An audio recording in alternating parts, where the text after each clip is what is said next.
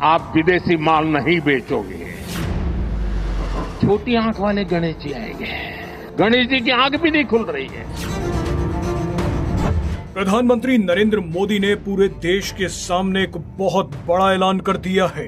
PM Modi ने देश को एक बड़ी तैयारी करने को कहा है।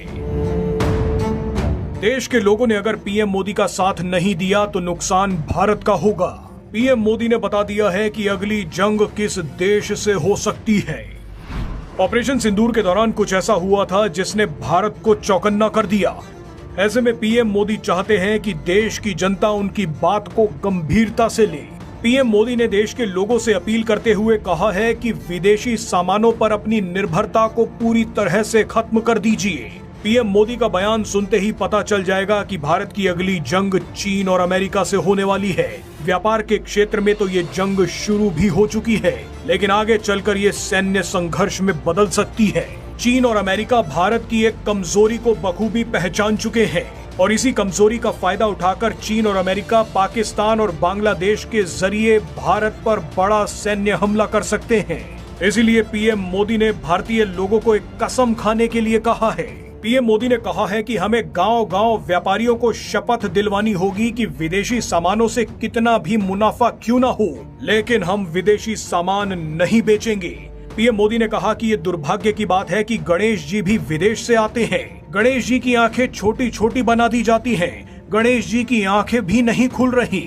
होली पर रंग की पिचकारियां तक विदेशों से आ रही हैं। यहाँ पर पीएम मोदी ने सीधे सीधे चीन पर हमला किया है।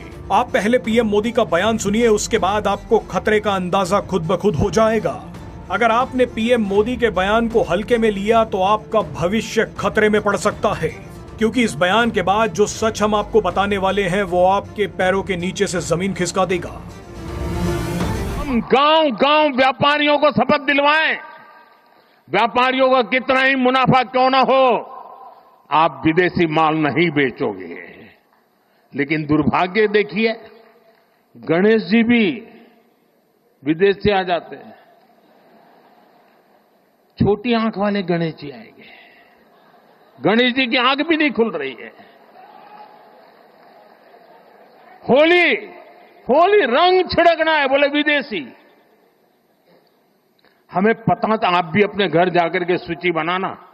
सचमुच में ऑपरेशन सिंदूर के लिए एक नागरिक के नाते मुझे एक काम करना है।